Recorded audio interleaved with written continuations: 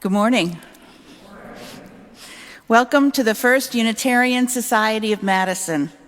This is a community where curious seekers gather to explore spiritual, ethical, and social issues in an accepting and nurturing environment.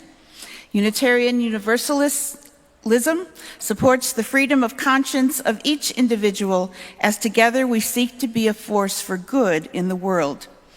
My name is Dorrit Bergen, and on behalf of the congregation, I would like to extend a special welcome to visitors. We are a welcoming congregation, so whoever you are and wherever you are on your life's journey, we celebrate your presence among us. I invite you now to join me in a few moments of silence for contemplation, meditation, prayer, as we settle in and come fully into this time and place together.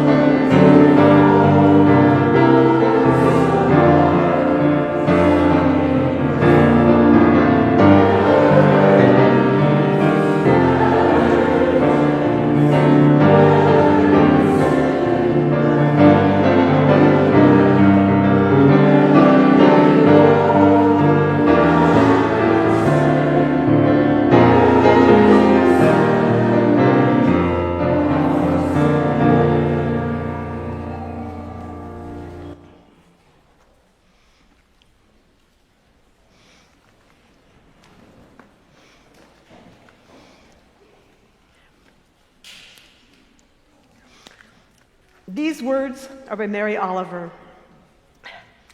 My work is loving the world. Here the sunflowers, there the hummingbird, equal seekers of sweetness. You can be seated. Be seated.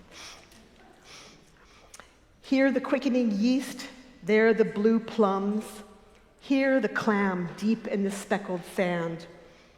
Are my boots old? Is my coat torn? Am I no longer young and still not half perfect?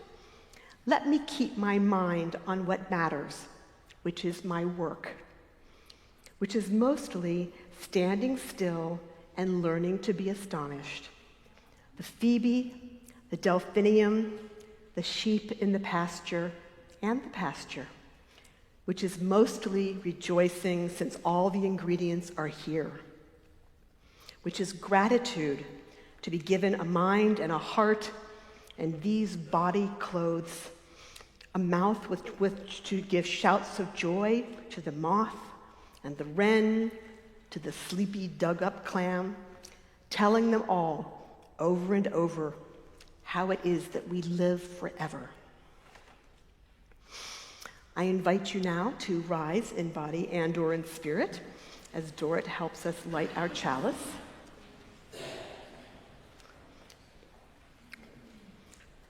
Please join me in these words. To kindle the spirit of love, to shine on what is good, to seek out what is needed, to illumine the path to justice, we light this chalice. Oh, look who's here. Say hello to your neighbor.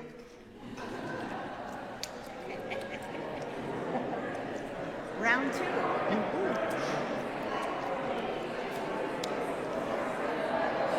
Thank you. Yeah, you're welcome.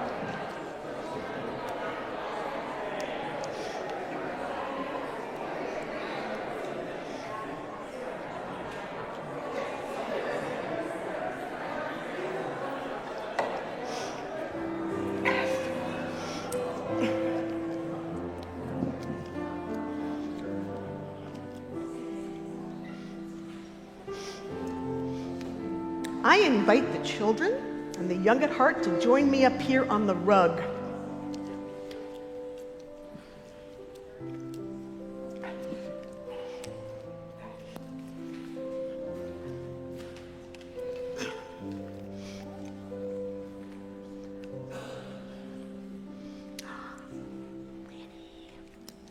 Hi.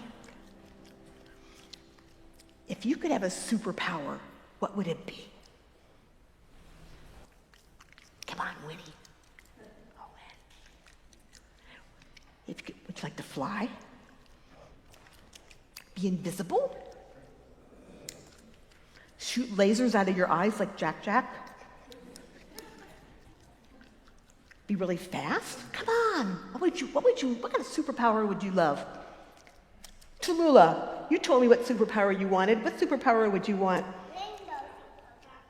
Rainbow superpower. What would you do with this superpower if you had it? You would climb on rainbows and slide down them.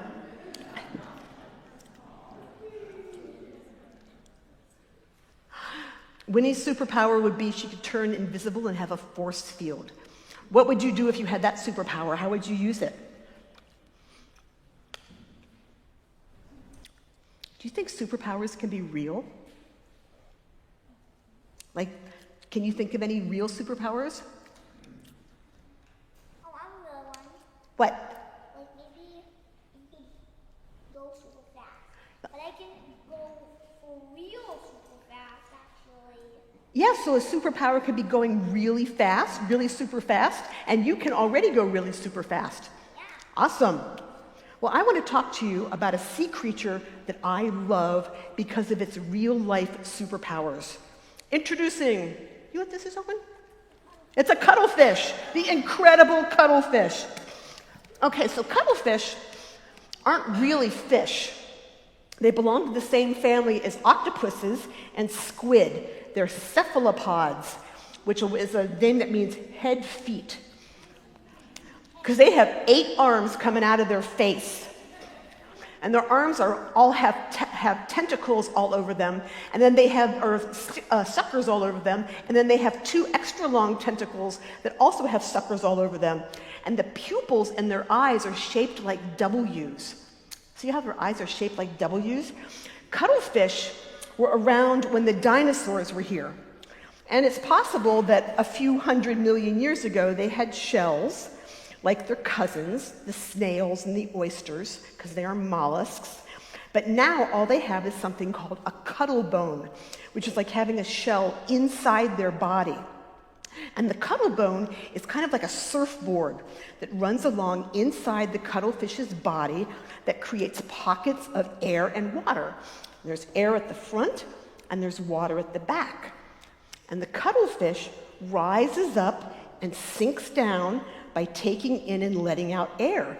And then they have these cool fluttery fins. It's like a little skirt they wear all around their bodies. And that enables them to hover and to move in all directions. They turn in circles, they can go backwards. And sometimes they use their fins and their arms to walk along the bottom of the ocean.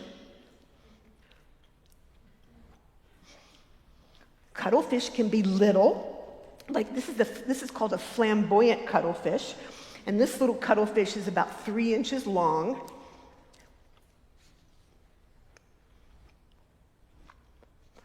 They can be big, like this giant Australian cuttlefish, which is about 3 feet long. What was that? Okay. Every people is taller than that. Every people are taller than that. Well, for a cuttlefish, that's pretty big, though. But I love cuttlefish because they have a superpower. So let's see if you can guess what their superpower is. Okay, so this is a cuttlefish, and this is a cuttlefish, and this is a cuttlefish, and this is a cuttlefish, and this is a cuttlefish. There's a cuttlefish. That's a cuttlefish. Yeah, there's a cuttlefish. Somebody's guessed it. Here's a cuttlefish. There's a cuttlefish. There's a cuttlefish. There's a cuttlefish. So what's their superpower? Camouflage. Look at this cuttlefish trying to look like a plant. If dolphins and seals and sharks and seagulls thought you were yummy, and you were kind of little and didn't have any shells and didn't have any teeth, what kind of superpower would you want? Camouflage. You want to be able to go fast. Okay, so cuttlefish, if they need to move fast, they jet propel themselves backwards by using their cuttlebone to suck water through their body and then blowing it out hard. And they can shoot ink. But what they are really awesome at is hiding.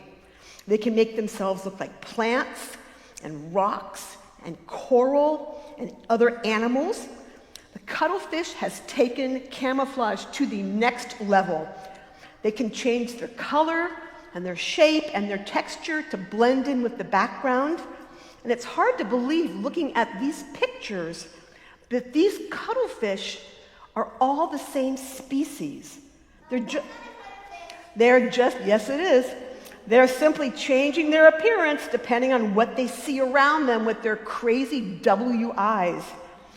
It's called adaptive camouflage, and it's perfect for hiding from predators and from the prey they want to eat. Whoa!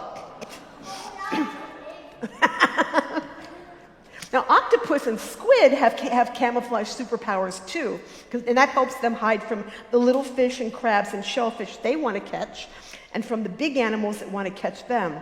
But here's a special power that only cuttlefish have: hypnosis.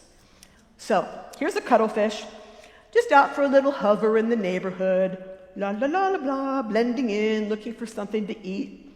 A crab! I love crabs. I will try to sneak up on it. Don't mind me, I'm just a piece of coral. Well, the crab scuttles away. And the cuttlefish says, no, really, I'm just some red algae and seaweed. And the crab scurries away.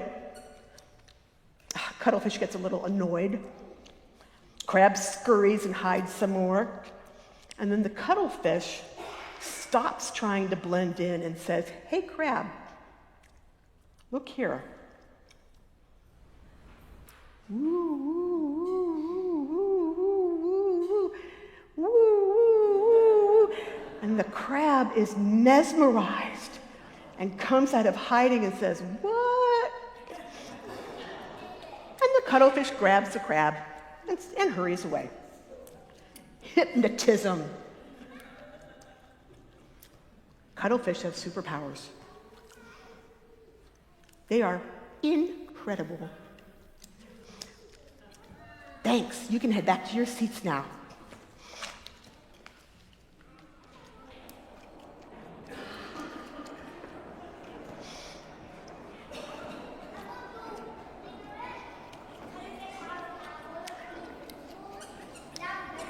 You guys can just sit with your families now.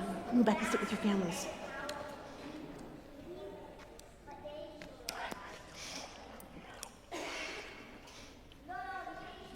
We join together each week in this place where we love and are loved. The sharing of joys and sorrows is our time in the spirit of acceptance and support to share with one another some special event or circumstance that has affected your life or the life of a loved one in recent days or weeks. If you woke this morning with a sorrow so heavy that you need the help of this community to carry it, or if you woke with a joy so great that it simply must be shared, now is the time for you to speak. So for the next few minutes, anyone who wishes is invited to step to the front of the auditorium, light a candle, and using the microphone provided by our lay minister, Ann Smiley, briefly share with us your message. You may also come forward to wordlessly light a candle and return to your seat. If you are unable to come forward, raise your hand. We will bring the microphone to you and light a candle on your behalf. I now open the floor for the sharing of our sorrows and joys.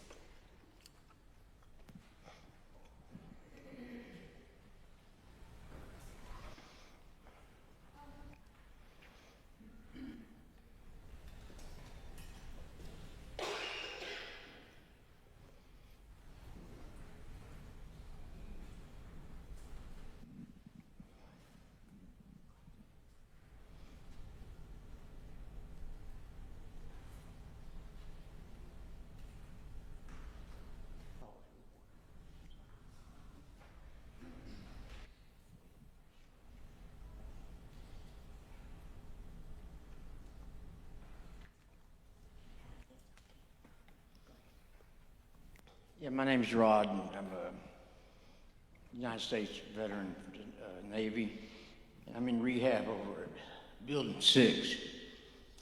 And I just like, the joy is I'm in rehab. A lot of addictions, a lot of people with addicts are still suffering and they don't make it back to rehab.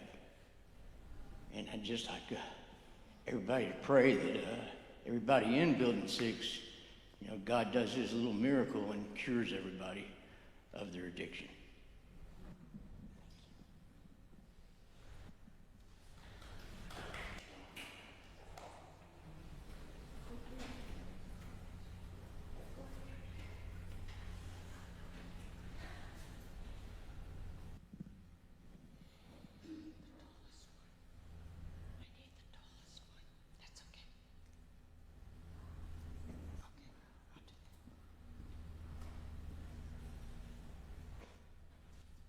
Hi, I'm Susie DeBeers, and I wasn't planning on getting up. I was going to just share it with the book. On Monday, this past week, our son called and said, I have some bad news. Well, I thought it was his friend who's been very ill, but no, he said, I cut 2 of my fingers off today at work with the bandsaw.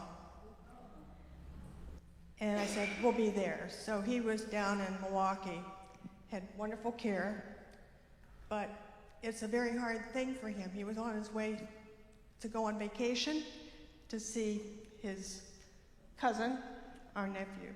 And so I'm very concerned for him. He's staying with us, and I hope he can keep his spirits up. And he is beating himself up because he did it, and it's not an unusual thing to have happen, but to Dale it is. So I just wanted to share that.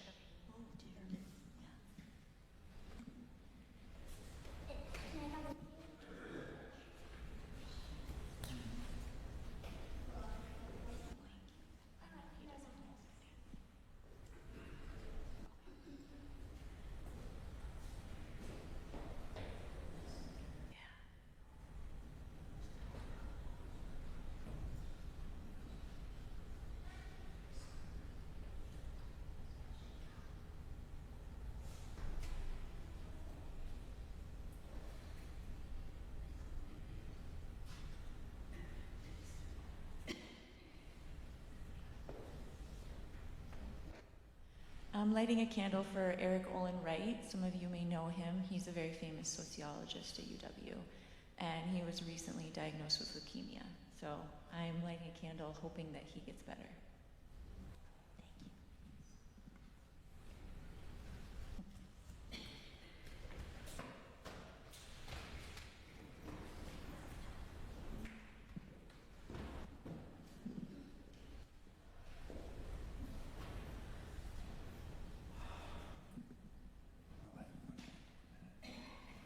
Have the joy this month that all of my daughters and their mates were with me for a week for my 79th birthday, and we just laughed and enjoyed the company of each other for an entire week.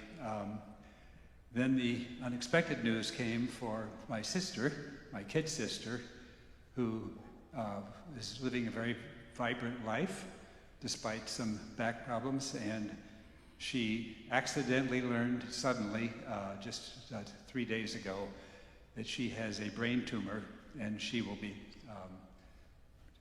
operated upon with great uncertainty and everything on this Tuesday. So that's my sorrow.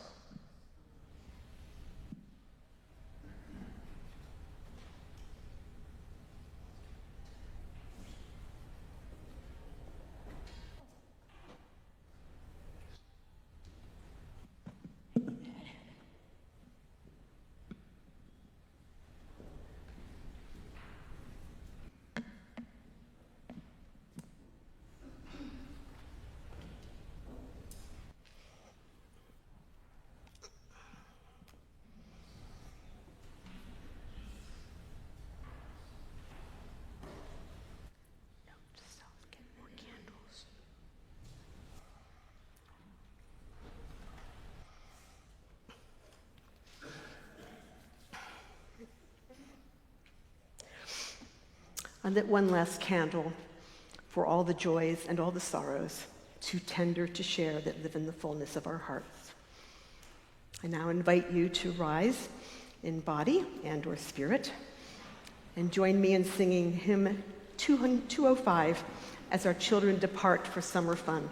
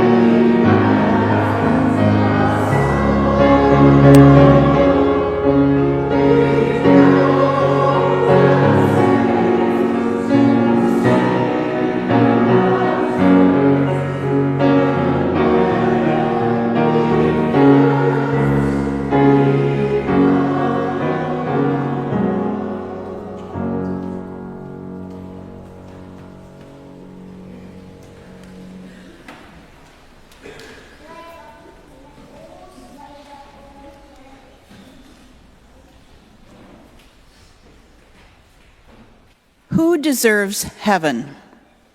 These stories are in the Gospels according to Mark and Matthew. As Jesus started on his way, a man ran up to him and fell on his knees before him. "Good teacher," he asked, "what must I do to inherit eternal life?" "Why do you call me good?" Jesus answered. "No one is good except God alone. You know the commandments. You shall not murder. You shall not commit adultery. You shall not steal. You shall not give false testimony. You shall not defraud. Honor your father and mother." "Teacher," he declared, these I have kept since I was a boy." Jesus looked at him and loved him. "One thing you lack," he said. "Go, sell everything you have and give to the poor, and you will have treasure in heaven.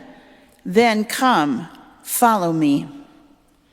At this, the man's face fell. He went away sad because he had great wealth. Jesus looked around and said to his disciples, "How hard it is for the rich to enter the kingdom of God. It is easier for a camel to go through the eye of a needle than for someone who is rich to enter the kingdom of God." The disciples were amazed and said to each other, "Who then can be saved?" Jesus replied, "With man this is impossible, but not with God. All things are possible with God." Then Peter spoke up. "We have left everything to follow you. What then will there be for us?" And Jesus said, "The kingdom of heaven is like the landowner who went out early in the morning to hire workers for his vineyard. He agreed to pay them a denarius for the day and sent them into his vineyard. About 9 a.m, he went out and saw others standing in the marketplace doing nothing. He told them, 'You also go and work in my vineyard, and I will pay you whatever is right.' So they went. He went out again about noon and about 3 p.m. and did the same thing. About 5 p.m, he went out and found still others standing around. He asked them, 'Why have you been standing here all day long doing nothing?' 'Because no one has hired us,' they answered. He said to them, 'You also go and work in my vineyard.' When evening came, the owner of the vineyard said to his foreman, 'Call the workers and pay them their wages, beginning with the last ones hired and going on to the first.' The workers who were hired about 5 p.m. came, and each received a denarius. So when those came who were hired first, they expected to receive more, but each one of them also received a denarius. When they received it, they began to grumble against the landowner. 'These who were hired last worked only 1 hour, one complained, and you have made them equal to us, who have borne the burden of the work and the heat of the day.' But the landlord answered, 'I am not being unfair to you, friend. Didn't you agree to work for a denarius? Take your pay and go. I want to give the one who was hired last the same as I gave you. Don't I have the right to do what I want with my own money? Or are you envious because I am generous?' So the last will be first, and the first will be last."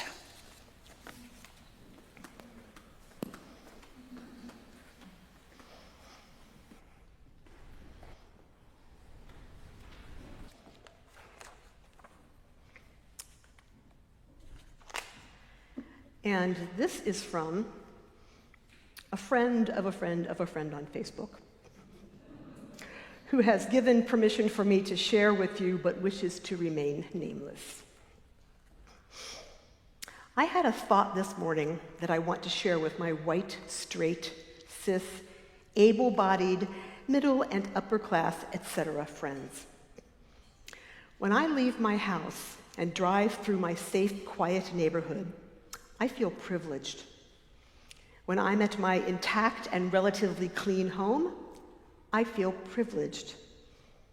When I hand money to someone for something I want and don't have to worry about whether I'll still have enough later in the month for what I need, I feel privileged.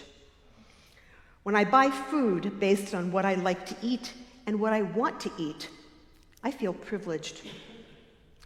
When I leave my second job and don't have to think about it for another week, I feel privileged.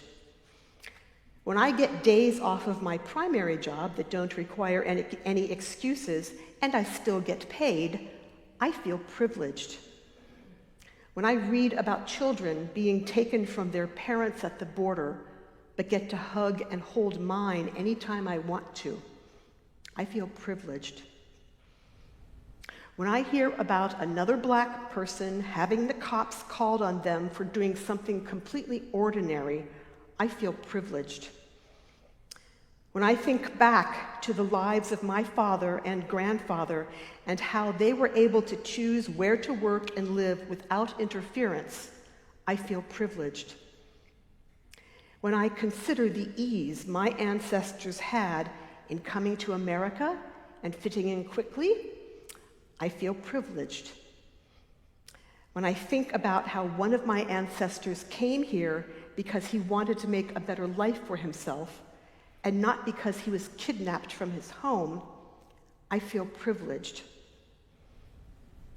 The word privileged in every one of these cases could be easily replaced with grateful. So many people are afraid of that word, privilege, as if it indicts them somehow. But learning about my privileges, way more than I even mentioned, hasn't made me feel burdened. In fact, it's made me realize how good my life really is. It's made me more grateful than I ever knew to be before. And feeling so much more grateful has made me want to share what I have with others who don't have it. So the next time someone calls you privileged and it feels like an affront, remind yourself, take a minute to remind yourself that it's not. They are saying that you have something that others don't, something that you can and probably should treasure, but shouldn't hoard for yourself. If someone observes that you have something nice that they wish they had, do you yell at them that they're being mean, or do you appreciate what you have just a little more and say thank you?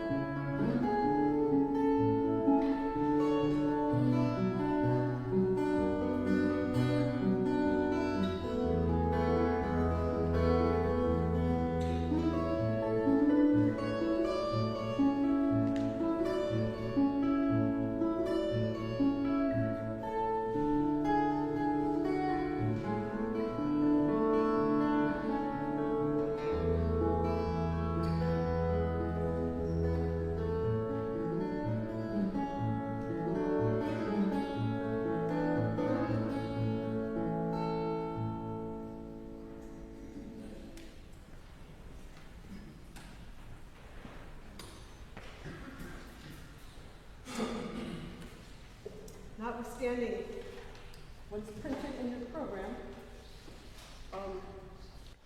Joe doesn't know how to play both sixes now, so at the last minute he decided to play both sides now.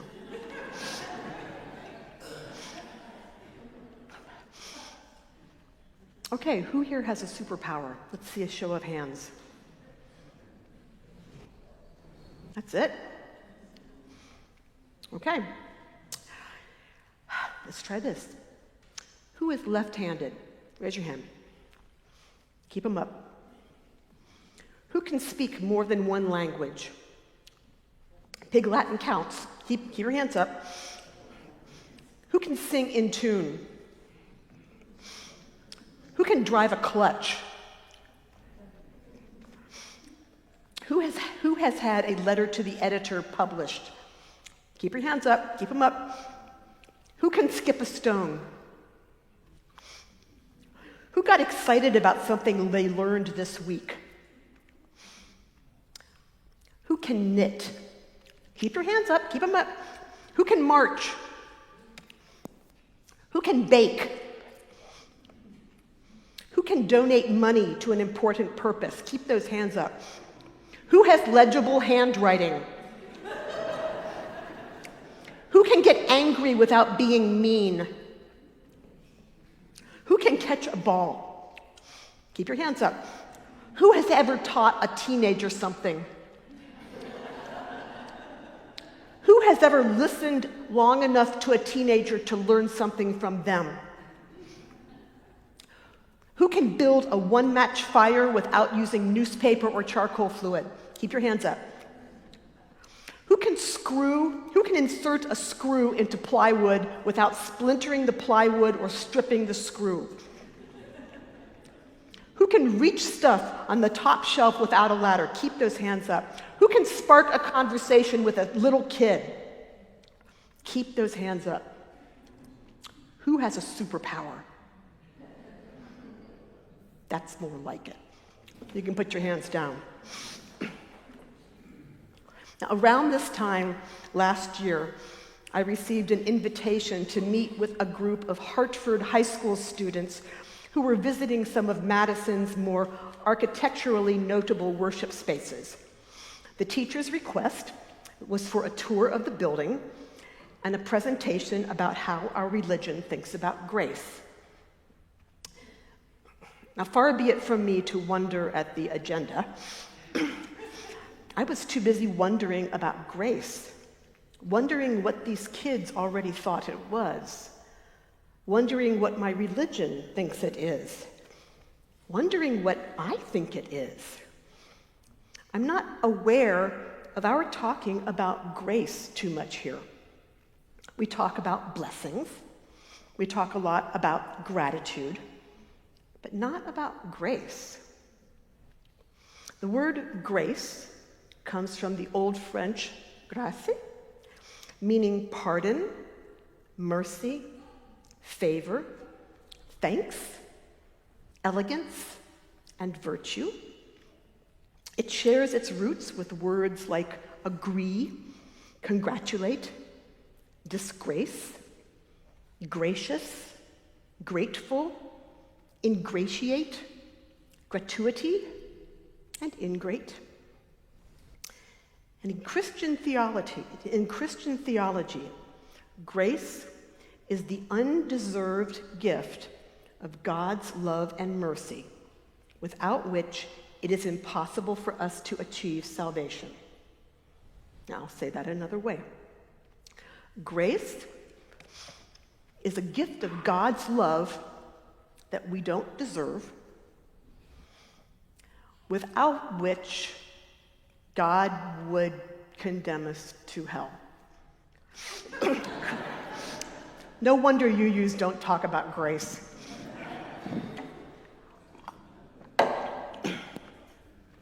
First of all, even though Unitarian Universalism has its roots in Christianity, and the Universalist part of that describes the Christian belief that Jesus saved everyone, our movement isn't very theological anymore, and a lot of us arrived here wounded from the Christian churches that made a big deal of who will and who will not achieve salvation.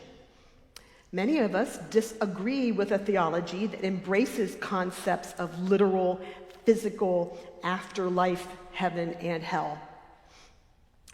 And a lot of us are more concerned with how we live rather than what happens when we die. And what is the deal with our not deserving God's love no matter what we do? It flies in the face of American ideal of self-determination and humanist principles that we are responsible for what we are and what we will be. Second, we have a hard time talking about deserves in general. Talk of deserves floods the nightly news. Who deserves health care? Who deserves clean water? Who deserves to have their children put into cages? Who deserves to be shot? Who deserves to be educated? This grace business isn't fair. Who deserves to receive a living wage? Is it the guy who showed up for work? Or is it just the guy who showed up for work and then was chosen to do the work? And who deserves to choose who gets to work and who doesn't? Now, Christian theology is pretty clear on who deserves God's embrace. None of us, because we're all sinners. How we got that way, who made us that way, I don't know. Anyway, but we live in a society where who deserves depends on where a person is positioned on the ladder of white patriarchy. White men at the top, children of color at the bottom. And that's the third reason we don't like to talk about grace, because we know where we stand on that ladder. Talk of who deserves necessarily leads us to consider that we are beneficiaries of privilege that we did nothing to deserve, which makes us feel guilty. The fact that our privilege is undergirded by centuries of institutional oppression of the people beneath us on the ladder makes us feel worse, because nobody deserves to be institutionally oppressed.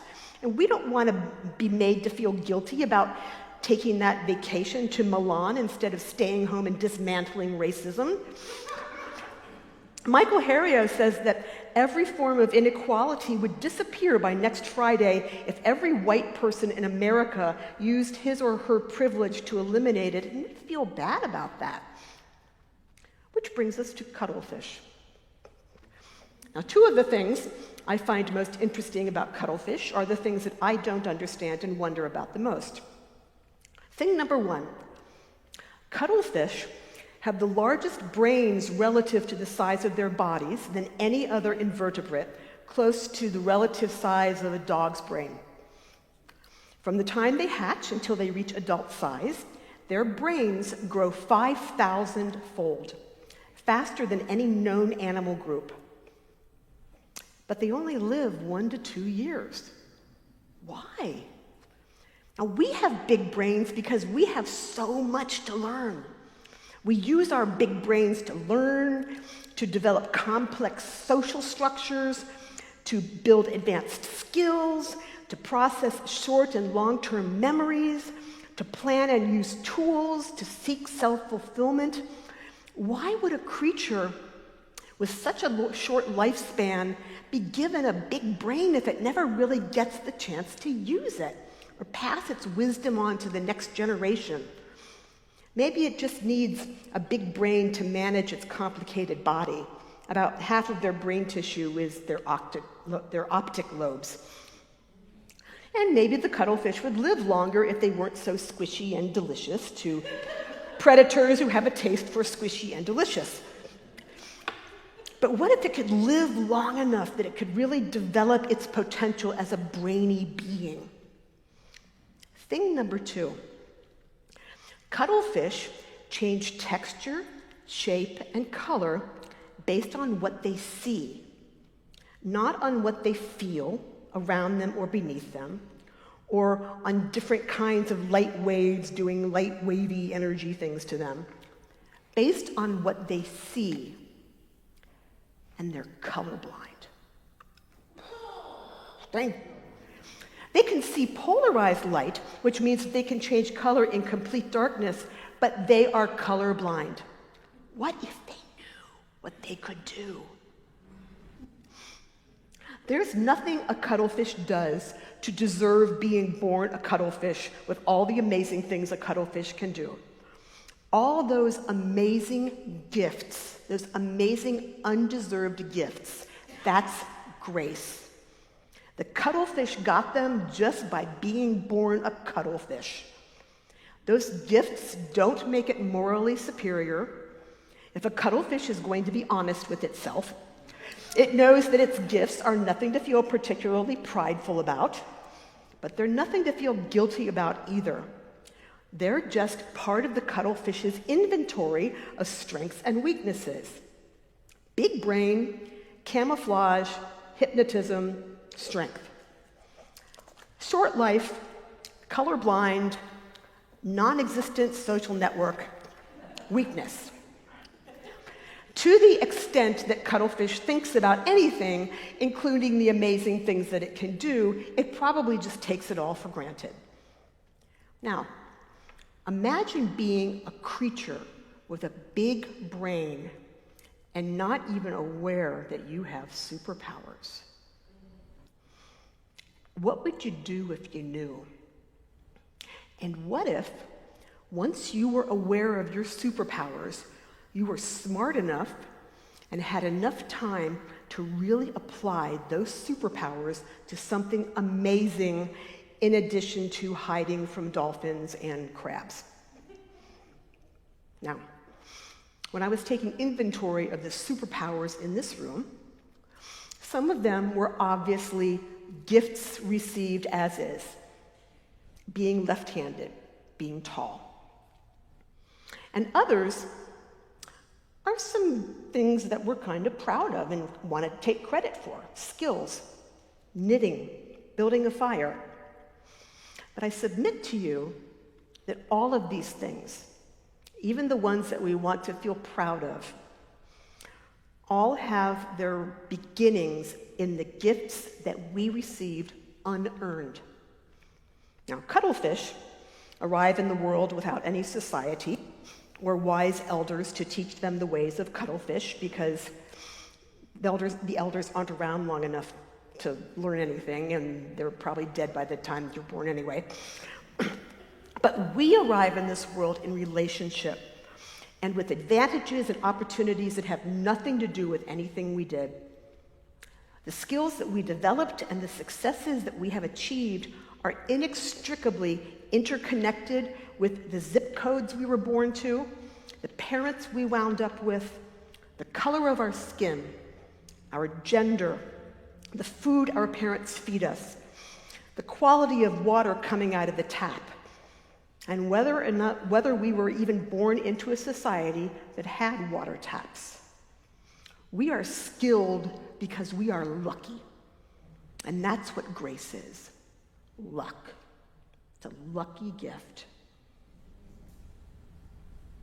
Is being white a gift? We're not lucky to be white as much as we're lucky to be born in a society where we get treated better for being white. So it sort of is, isn't it? It's nothing to be proud of, but it's nothing to be ashamed of either. What makes a gift a moral issue is not whether you deserved to receive it, but how you choose to deploy it. So to what purpose do we apply our undeserved gifts? I told that visiting high school class that UUs don't talk about grace. We talk about justice. We concede that life is unfair. We try to take responsibility for the extent to which we have been complicit in its unfairness. And we believe that we are called to put our gifts to the purpose of creating a more fair world. I hope I got that right. So how do you put your gifts to best use? First, you have to see it. Too often, grace is what we take for granted. I will bet you a nickel that cuttlefish don't even know they live in the water. The gifts have been there all along. We just never noticed them. So count your blessings, literally, and own your power.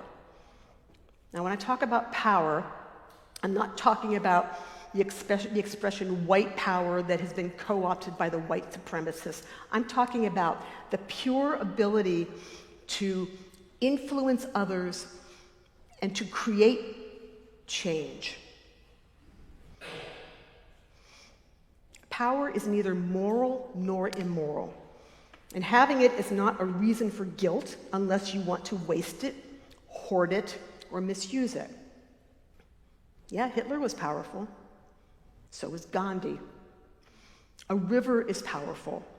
It can irrigate farms or flood cities. What matters is how you use it, but you can't use it if you don't admit you have it. Second, ease up on the self-congratulation. Now, there's an emerging school of research that suggests that the number one determining factor in success is luck. Yes, talent matters, but talent is distributed evenly across the population. But success, especially if we're talking about financial success, is concentrated. And it probably doesn't surprise you that the people who have the most financial success are not necessarily the people with the most talent. And even if you, and the experiments that these social economists have been modeling show that when you present people with talent, evenly distributed talent, opportunities, their success rate depends on luck. So remember how you got here. Remember how you were chosen. Be pragmatic about the systemic opportunities you were presented with at the expense of others. And if after some reflection you still have a hard time being humble, I suggest you visit Harvard's Project Implicit online, where you can take a few tests and uncover some blind spots. Third, put on your own oxygen mask before assisting others. And both parts are important, putting on your oxygen mask and assisting others. Your job is not to put on your own oxygen mask and then grab all the other oxygen masks and run up and down the aisle going, ha, I've got all the oxygen masks. Feed yourself, offer your strength without tapping out. And to paraphrase Rabbi Sofer, you can't rebuild the world by destroying yourself. Finally, practice compassionate, humble generosity. Compassionate means putting the needs of others ahead of your own desire to feel helpful. Humble means using your strengths to strengthen others. And that's the opposite of noblesse oblige. Generosity means putting aside your fear of not having enough, whether that anxiety is about not having enough money, not having enough status, not having enough comfort. Put aside your fear of not having enough to help everyone have enough for the long term. I think each and every one of us is called to reach toward our potential as fully loving beings, called to the light, if you will, to borrow from today's chalice lighting words. And our commitment to putting our love to meaningful purpose with whatever gifts we are lucky enough to have in our inventory, and despite whatever shortcomings we have in our inventory, is what will save us and the world. Our salvation is justice, social justice, economic justice, environmental justice, immigration reform, racial justice, LGBTQ rights. Pick one and put your back into it. Oskar Schindler used his status and privilege to save over 1,200 Jews from the Nazi death camps. At the March for Our Lives, the Parkland High School kids used their white privilege to create an intentional space on the stage for students of color whose voices are not typically heard. A young woman just last week saved an Afghan man from being deported to certain death by refusing to take her seat on a Swiss air flight until the man was safely escorted from the plane. Whatever strengths you have, use them. A young man from Paris climbed an 8-story building to rescue a toddler dangling from a balcony just because he was good at climbing. Our daily deployment of gifts to the greater good doesn't have to be so dramatic in order to be deeply impactful. Some days you work to stop war. Some days you work to stop this war. Some days you work to stop the bleeding. Some days you sit with a soldier and tell him jokes. At the close of its first podcast last week, Dan Rather advised his listeners to every day think of one thing to help one person and do that thing. And every day think of one thing to help one's community and do that thing. And I would add to that, every day to think of one thing to work on with one's community. Because there's a lot of superpowers in this room. I now invite you into the giving and receiving of our gifts.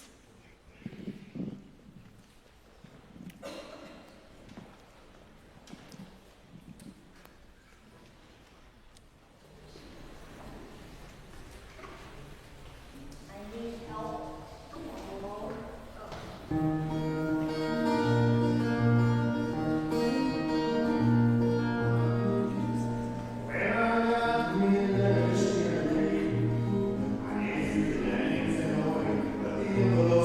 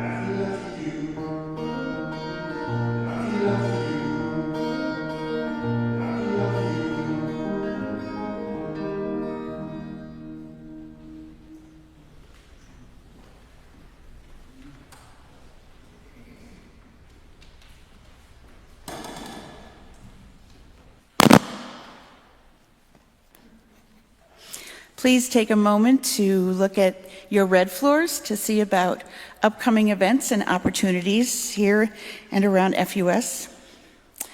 And then the folks who helped put on this morning's service, Mark Schultz on sound, Ann Smiley, our lay minister.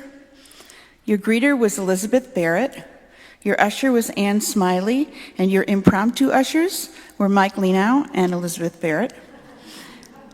Coffee was being made for you today by Jean Hills and Trudy Carlson, and we are going to have a tour guide available.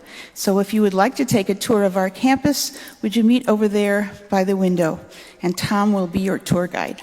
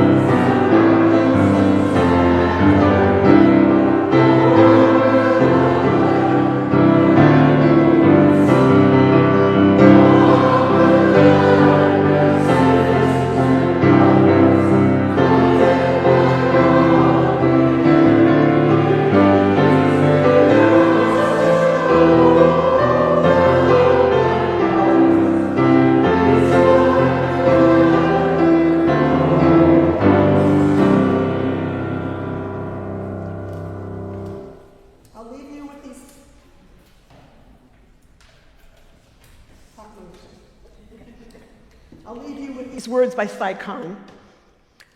It's not just what you're born with, it's what you choose to bear. It's not how big your share is, but how much you can share. It's not the fights you've dreamed of, it's those you really fought. It's not just what you're given, it's what you do with what you've got. Blessed be, Shalom, Om Shanti, Shalim Aleichem, Tohiya, peace, and Amen. Please be seated for the postlude.